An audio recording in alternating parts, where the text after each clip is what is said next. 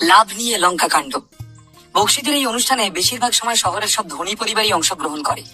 এমনটা নয় যে যাদের কাছে পয়সা কম তারা এই অনুষ্ঠানে যোগ দিতে পারবে না, তবে তাদের জায়গা পাওয়াটা একটু মুশকিল।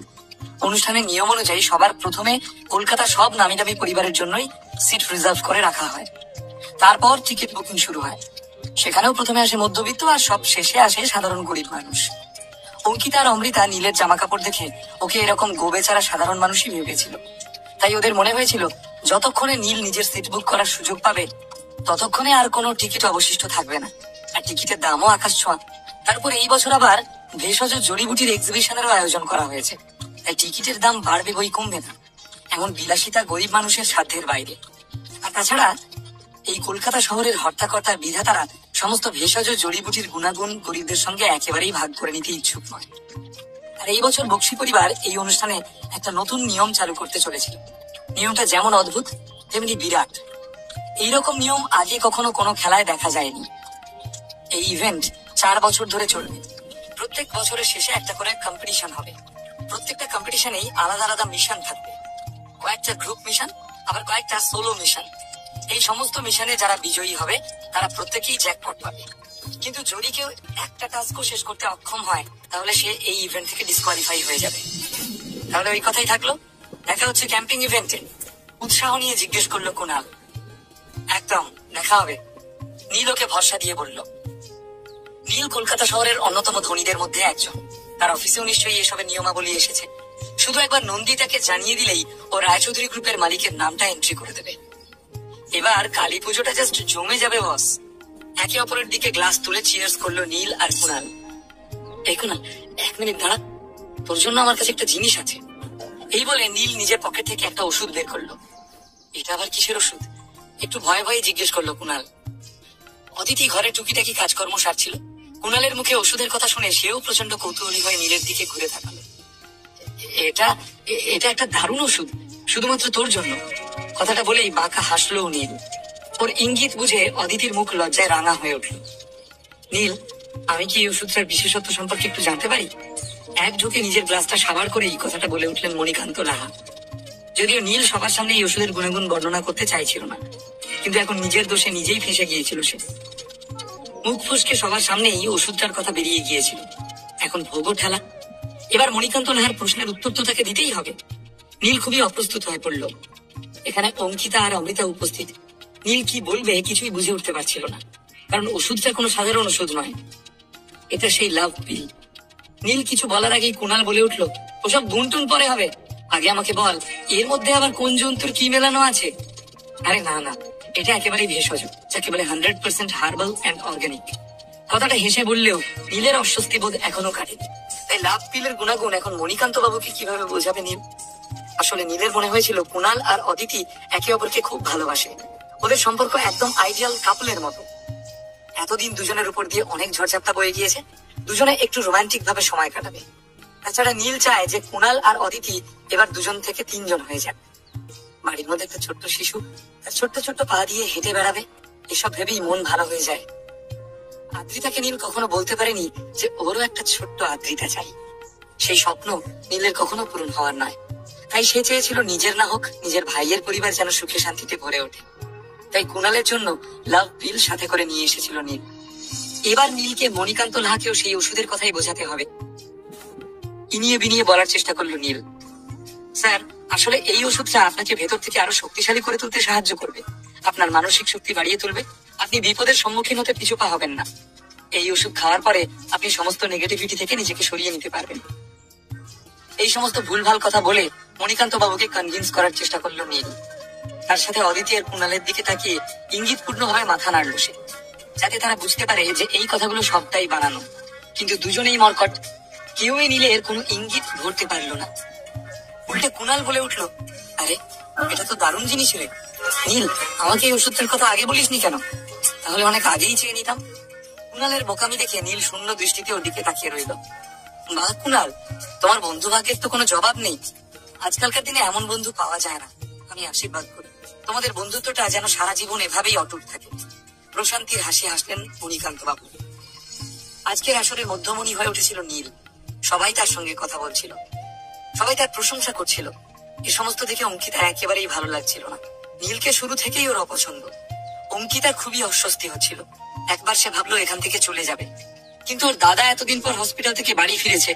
এখন যদি অঙ্কিতা চলে যায় তাহলে কুণাল দুঃখ পাবে, আর সেটা অঙ্কিতা কখনোই চায় না। তাই সে ঠিক করলো যে নীলের থেকে যতটা সম্ভব দূরে থাকবে। ওর মনে হচ্ছিল নীল ওকে ইমপ্রেস করতে চাইছে, আর ও নীলকে পাত্তা দিচ্ছে না। আর সময় নষ্ট করে লাভ নেই, ওষুধ স্যারে আমি এখন খেয়ে নিই। কুণালের বলা কথাটা শুনে নীল মহা ফাঁপড়ে পড়ল। যদি কুণাল এই মুহূর্তে ওষুধটা খেয়ে নেয় তাহলে 15 মিনিটের মধ্যেই সে রাতের রোমিও হয়ে উঠবে, আর দাদু বোন সবার সামনেই অদিতির সঙ্গে। না না, নীল এটা হতে দিতে পারে না। এবার নীলের আরো একটা অজুহাতের প্রয়োজন। কিন্তু নীল কোনো কথা বলার আগেই হঠাৎ অমৃতা মাঝপথে বলে উঠলো, দাদা প্লিজ এইসব ওষুধ খাস না। এই ছেলেটা তোর বন্ধু হতে পারে, কিন্তু এর আচার আচরণ পোশাক আশাক আমার একেবারেই পছন্দ হয়নি। দেখেই মনে হচ্ছে কোনো স্ট্যান্ডার্ড নেই। কি না কি একটা ওষুধ, এর কোনো গ্যারান্টি আছে? কোথায় লেখা রয়েছে সাইড এফেক্টস বা কোয়ালিটি? একটা গরিব মানুষ আর কত দামি ওষুধ কিনতে পারবে বলতো? অমৃতার মুখে এই কথা শুনে মণিকান্ত লাহা ধমকে উঠলেন, চুপ করো, আমার সামনে এই সমস্ত অসভ্যতা করো না। বয়স হয়ে গেলে মানুষ একটু তাড়াতাড়ি রেগে যায়। মণিকান্ত বাবুর সঙ্গেও এমনটাই হলো। তাই তো তিনি কাজকর্ম থেকে তাড়াতাড়ি অবসর নিয়ে নিয়েছিলেন। কিন্তু মণিকান্ত বাবুর অভিজ্ঞতা অনেক।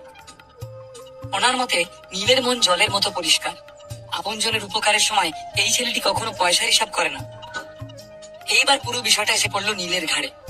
নীল পুরোপুরি পাঁকে পড়ে গিয়েছিল। এক্ষুনি একটা ভালো অজুহাত খাড়া না করলে আজ লাহাবাড়িকে কেলেঙ্কারি হয়ে যাবে। আসলে কি বলতো কুণাল, এই ওষুধটা খেলে তোর জীবনে একটা নতুন সময়ের সূচনা হবে। আমি চাই এই ওষুধটা তুই নতুন সূর্যোদয়ের সঙ্গে গ্রহণ কর, সেটাই বেশি ভালো হবে। এই কথা বলে নীল কুণালের দিকে তাকিয়ে চোখ মারল। কি চোখে কিছু একটা পড়লো নাকি? অমন করছিস কেন? যাকে শোন শোন, তুই কথাটা খারাপ বলিসনি। ভালো কাজ সবসময় নতুন দিনের শুরুতে হয়। এখনো কুণাল কিছুই বুঝতে পারছিল না। সত্যি সত্যি ওর মনে হচ্ছিল যে এই ওষুধটা হয়তো সকালবেলা খেলেই বেশি ভালো কাজ হবে। কুণালের ক্যাবলামি দেখে নীল মনে মনে ভাবলো, আমারই ভুল। এই গাধার জন্য লাভ পিল না এনে মেন্টাল স্ট্রেংথ বুস্টার আনতে হতো। ওটা খেয়ে যদি এর মাথাটা একটু খোলে। একটা লম্বা দীর্ঘশ্বাস ফেলে হঠাৎ মণিকান্ত বাবু বলে উঠলেন, নীল তুমি আমাদের পরিবারের কথা কত ভাবো, কুণালের কথা কত ভাবো। আজকালকার দিনে কোথায় পাওয়া যায় এমন ছেলে? লাহা পরিবার সারা জীবন তোমার প্রতি কৃতজ্ঞ থাকবে। নীলকে এতগুলো ভালো ভালো কথা বলার কারণ হলো গ্লাসের পর গ্লাস রঙিন জল গলাধকরণ করে মণিকান্ত বাবু এখন নেশায় বিভোর। আপনি খুবই ভালো মানুষ স্যার। কুণাল আমার ভাই, আমার পরিবার, কাজেই আপনারাও আমার আপনজন। আমি আপনাদের কথা না ভাবলে আর কে ভাববে? মন থেকে এই কথাগুলো বলল নীল। নীল এখন ওষুধ বানাতে এক্সপার্ট। এমনকি ওষুধ ঘরে বানানোর সব রকম প্রয়োজনীয় সামগ্রীরও কোনো অভাব নেই।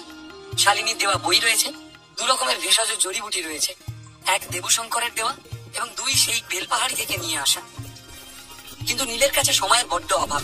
শুধুমাত্র সময়ের কারণে সে নতুন ওষুধ তৈরি করে উঠতে পারছিল না। দাদু, আমি ভাবছিলাম যে যদি ওষুধটা খেলে মানুষ শক্তিশালী, তরতাজা আর বুদ্ধিতে ভরপুর হয়ে ওঠে আর একজন বিচক্ষণ মানুষে পরিণত হয়, তাহলে আমার মতে এই ওষুধটা এখন তোমারই খাওয়া উচিত। কারণ দাদা, আর আমরা কয়েকদিনের মধ্যেই ক্যাম্পিং ইভেন্টে চলে যাব। এখানে ব্যবসা সামলাবে তুমি আর বৌদি। তাহলে এই ওষুধটার এই মুহূর্ত থেকে সব থেকে বেশি দরকার তোমার। একগাল হাসি হেসে বলল অঙ্কিতা। হ্যাঁ দাদু, অঙ্কিতা একেবারে ঠিক কথাই বলেছে। সব দিক বিচার করে দেখলে এই ওষুধটা তোমারই খাওয়া উচিত। আর এমনিতেও তুমি এই পরিবারের মাথা। সমস্ত ভালো জিনিসের শুভারম্ভ বাড়ির গুরুজনদের দিয়েই করা উচিত।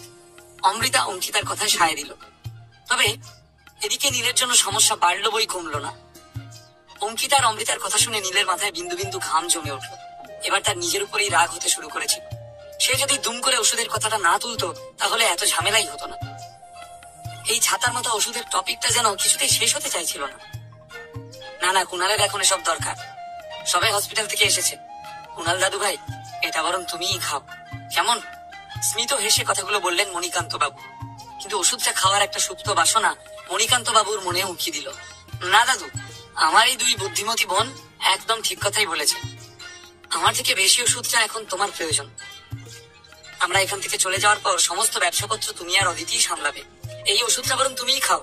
এরপর কুণাল নীলের দিকে ফিরে বলল, ভাই কিছু মনে করিস না, ওষুধটা আমি দাদুকে দিতে চাই। তার মানে এমন না যে তোর এই উপহার আমার ভালো লাগেনি। আমার খুবই ভালো লেগেছে আর আমি খুব খুশি হয়েছি। তবে এটা দাদু খেয়ে নিক, বুঝলি? এক কাজ কর, তুই বরং নিজের হাতে দাদুকে ওষুধটা খাইয়ে দে। কুণালের কথা শুনে নীলের তো বিষম খাওয়ার জোগাড়। সব জেনে শুনে নীল কি করে মণিকান্ত বাবুকে নিজের হাতে এই ওষুধ খাইয়ে দিতে পারে। একবার মণিকান্ত বাবু যদি ওষুধটা খেয়ে নেন, তাহলে আজ রাতে যে কি হবে সেই কথা ভেবেই নীলের বুক কেঁপে উঠল। নীল কোনো কথা বলার আগেই হঠাৎ মণিকান্ত বাবু নিজের মুখ তুললেন। না, তুমি এই পরিবারের বংশ প্রদীপ, এই ওষুধটা তোমারই প্রাপ্য। আমার এখন বয়স হয়েছে, কোনো ওষুধেই কোনো কাজ করবে না। মণিকান্ত বাবুর কথা শেষ হতেই নীল কিছু একটা উত্তর দিতে যাবে, তার আগেই কুণাল শুরু করলো। আরে না না দাদু, এটা তুমি কি বলছো? বয়স কম হোক বা বেশি, সেটা আসল কথা হলো এই ওষুধটা খেলে মানসিক স্থিতি বৃদ্ধি পায়। আমি তো এমনিতেও ক্যাম্পিং এ যাচ্ছি, ওখানে তো জড়িবুটির এক্সিবিশনও হবে। আমি দরকার হলে ওখান থেকে ওষুধ কিনে খেয়ে নেব।